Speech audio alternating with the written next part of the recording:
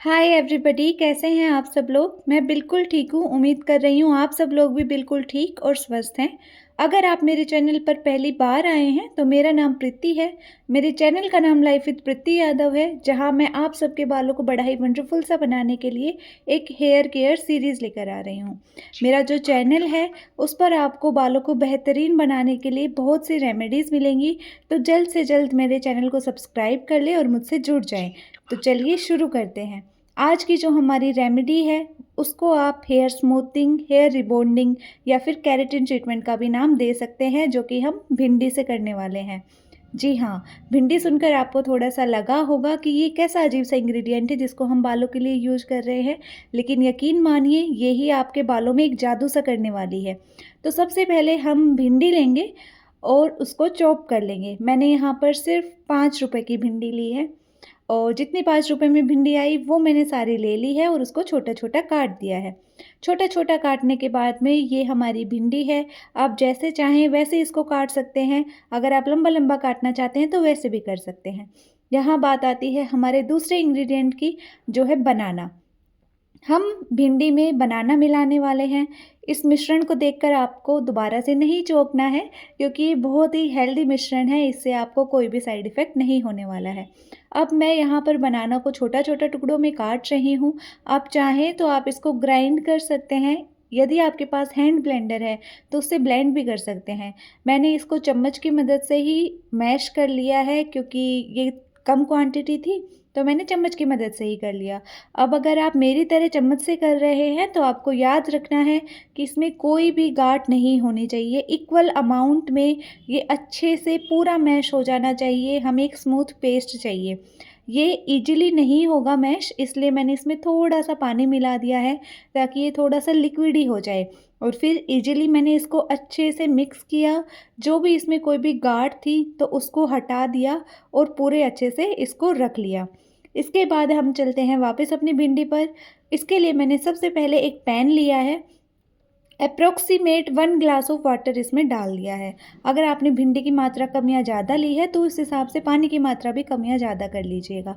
उसके बाद ये कटी हुई भिंडी इसमें मैंने डाल दी है और पूरा अच्छे से इसको स्टर कर लिया है। इसको बहुत अच्छे से उसमें मिक्स कर दिया है। याद रहे आपको कि जो हमारी गैस की फ्लेम है उसको मीडियम पर रखना है। अगर आप हाई पर रखेंगे तो ये बहुत जल्दी निकलने लग जाएगा और जो हमारी भिंडी है वो जेल में तब्दील नहीं हो पाएगी। तो आपको बहुत ध्यान देना है कि आप जो फ्लेम है उसको मीडियम पर रखेंगे।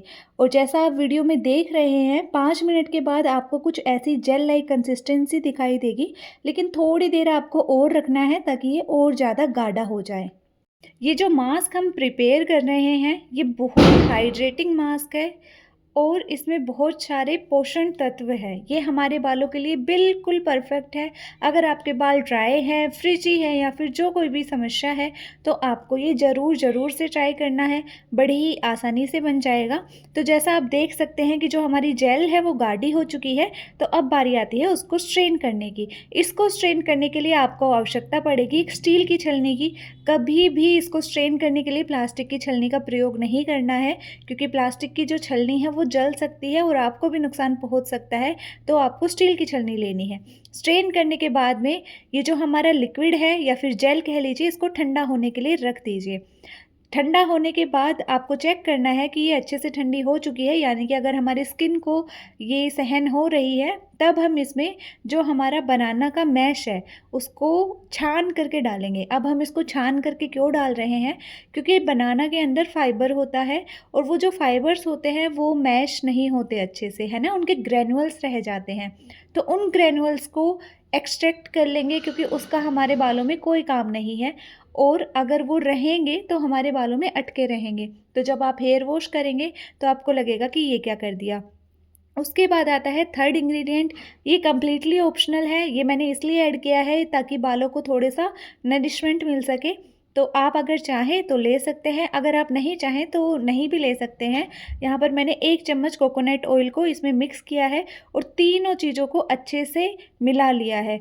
आप अच्छे से जानते हैं कि जो हमने भिंडी की जेल ली है वो पानी है, तो उसमें थोड़ा सा मुश्किल होता है इन दोनों चीज़ों को मिलाना, ऑयल तो मिक्स नहीं होगा लेकिन जितना हम मिक्स कर सकते हैं उतना हमें कोशिश करनी है कि ये मिक्स हो जाए। जो हमने इसमें ऑयल ऐड किया है वो इसकी जो मॉइस्चराइजिंग पावर है उसको इन्हेंस करेगा, फ्रिज को कंट्रोल करेगा और जो हमारी हेयर स्ट्रेंथ है उसको इम्प्रूव करने में बहुत ज़्यादा मदद करेगा। ये देखिए पूरा सब कुछ मिक्स हो चुका है, अब बारी आती है इसको लगाने की। तो इसकी एप्लीकेशन करने के लिए आप सब लोग अच्छे तरीके से जानते हैं कि जो हमारा पहला स्टेप होता है वो होता है बालों को शॉर्ट करना, यानी कि बालों को डिटेंगल करना। बालों का सुलझाना बहुत ज़्यादा आवश्यक है किसी भी रेमेडी के एप्लीकेशन से पहले। चाहे आप कोई रेमेडी लगाएं, चाहे ऑयलिंग करें, चाहे कुछ भी करें, बालों का सुलझाना बहुत आवश्यक है। यदि आप रेमेडी से पहले बालों को सुलझा लेते हैं तो रेमेडी के होने के बाद जो भी समस्याएं होती हैं, जैसे कि बाल अगर उलझ जाते हैं तो वो समस्या हमारी हट जाती है, जिससे हेयर फॉल जो होता है ऑटोमेटिक कम हो जाता है। बालों को सुलझाने के बाद ये जेल को आपने कुछ इस तरीके से लेना है और इसकी एप्लीकेशन करते हुए जाना है। एक तरीका ये है जो मैं आपको दिखा रही हूँ, दूसरा तरीका ये है कि आप डायरेक्ट बोल से अपनी स्कैल्प पर इसको डाल लें, जो बहकर लेंथ पर आ जाएगा और नीचे निकल जाएगा। लेकिन चूँकि मेरे को आपको दिखाना है तो मैं इस तरीके से लगा कर दिखा रही हूँ। लेकिन अगर आप किसी ऐसी जगह पर कर रहे हैं, जैसे कि आप अगर बाथरूम में कर रहे हैं, तो बाउल से सीधा अपनी स्कैल्प पर डालिए, वो ज़्यादा बेहतर तरीका है। इससे आपकी स्कैल्प से बहकर वो पूरा लेंथ पर आएगा और अच्छे से सारे बालों में लग जाएगा।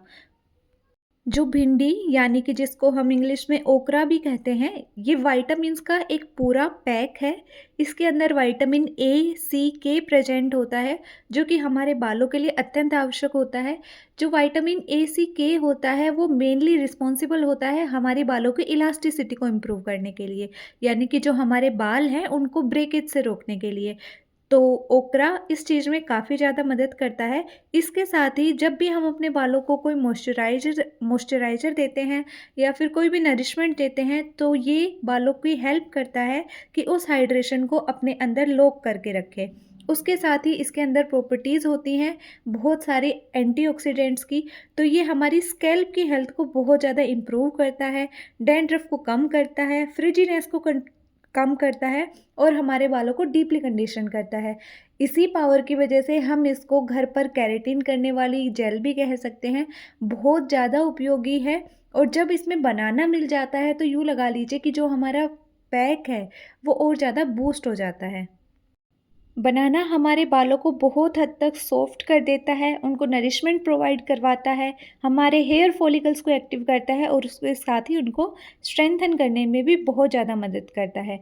तो दो इंग्रेडिएंट जो कि अपने आप में पूरे सक्षम हैं, उसके ऊपर से हमने उसमें कोकोनट ऑयल मिला दिया है, तो सोचिए ये मास्क कितने गजब का होने वाला है। तो पूरी एप्लीकेशन होने के बाद में आपने एक बन बना लेना है। अगर आपकी शॉर्ट हेयर हैं और आप कंफर्टेबल हैं तो आप बालों को पूरा ओपन भी छोड़ सकते हैं। बालों को ओपन छोड़ने के बाद आपको इसको मैक्सिमम 1 आवर तो रखना ही रखना है, मिनिमम 30 मिनट्स रखना है। और उसके बाद आप अपने शैम्पू से वॉश कर सकते हैं। वॉश करने के बाद में आपको किसी भी इलेक्ट्रिकल इक्विपमेंट का यूज़ नहीं करना है बालों को ड्राई करने के लिए। नॉर्मल अपना जो माइक्रोफाइबर टाल होता है उससे बालों को पोंछ लीजिए और फिर बैठ जाइए, पंखे की हवा में बैठ जाइए, या फिर अभी सर्दियाँ बस शुरू हो ही गई हैं तो आप धूप में बैठ जाइए और अपने बालों को नॉर्मली तरीके से सुखाइए। और जब आपके बाल अच्छे से सूख जाएंगे तो आप ज़रूर आएंगे कमेंट सेक्शन में मेरे को बताने कि क्या मैजिकल जेल बताई है, क्या मैजिकल हेयर मास्क है, क्योंकि ये आपके बालों में जादू करने वाला है और आप बहुत ज़्यादा खुश होने वाले हैं। तो आज की वीडियो सिर्फ इतने ही थी। उम्मीद कर रही हूँ आपको वीडियो अच्छी लगी, रेमेडी अच्छी लगी। वीडियो को लाइक कर दीजिएगा, चैनल को सब्सक्राइब कर दीजिएगा। Bye bye, thank you so much.